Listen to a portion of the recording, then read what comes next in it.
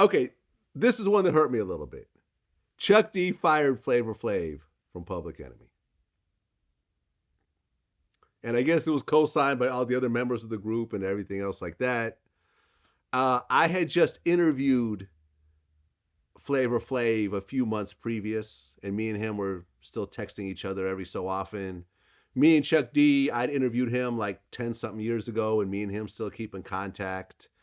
I was disappointed overall because, and I told this to Flav, you really don't have Public Enemy without Flavor Flav. You just don't.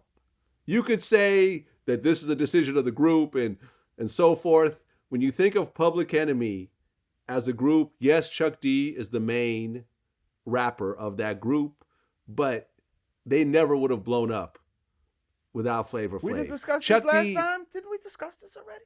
Yeah, we discussed this. We discussed, but not this. Not Flav getting kicked out. We definitely didn't discuss that. Kicked out. When was the last time we talked about this? I don't think so. Because I remember saying, listen, like,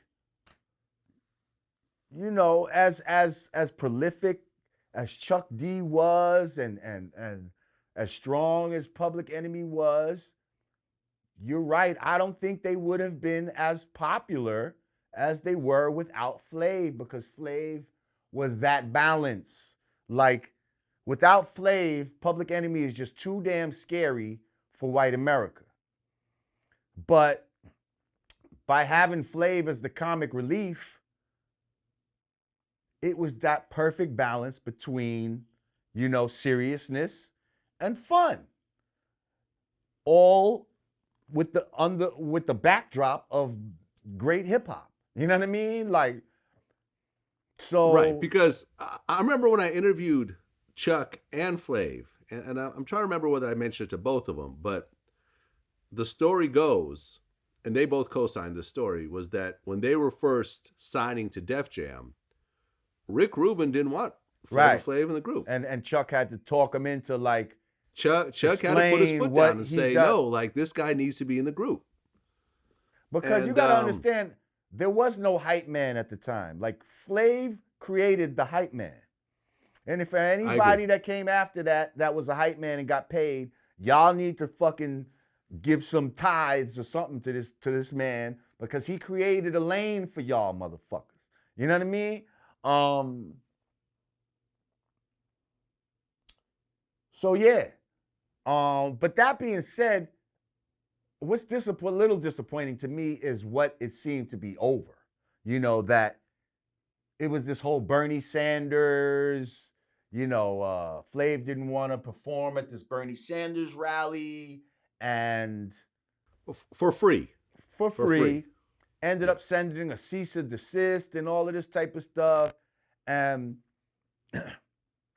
I mean, just that the fact that Bernie Sanders' name is involved in it at all as a partial reason of why this guy got fired is just like, to the real Public Enemy fans, to the ones that, you know what they stand for and all of that, it's a little disappointing that it was something like that did it. You know what I mean? Like, for some of us, it's like, yo, Chuck, like, come on. Like, you put up with this dude smoking crack for like 30 years, and this is the straw that broke the camel's back? Like, come on, bro. Right. There was like this little part of our interview where Flav said that when they were filming the music video for Night of the Living Bassheads, that he said that they were actual crackheads in the video, and he said that, like, they gave him some crack. They went out to get crack more realistic. For him. Chuck said he don't know nothing about that. He said if it did happen, it happened unbeknownst to him. Which I can see that happening. That's probably what happened. I can see that happening. There's people that will do whatever the fuck you got to do, management or whatever the fuck the case may be. Listen, Flav needs some crack. Like, who was managing him at the time? Rush, Lior, and them.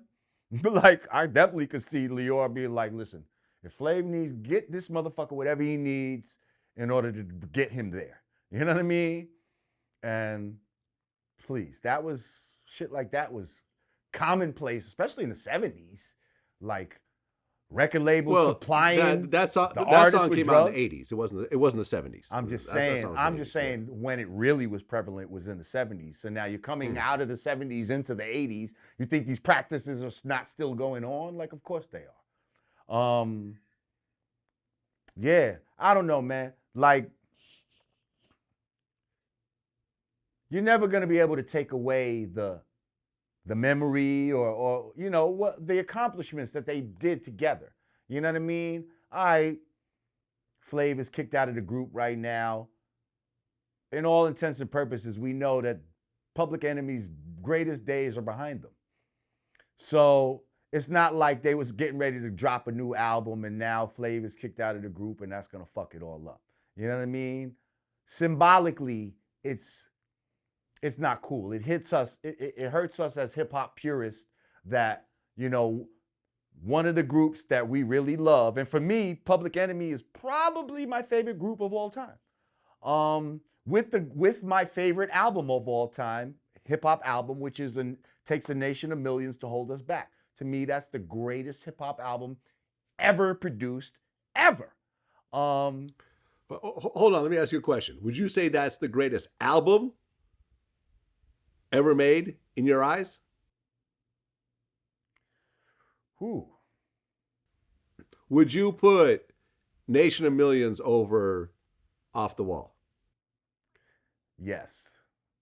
Only because it resonates with me more.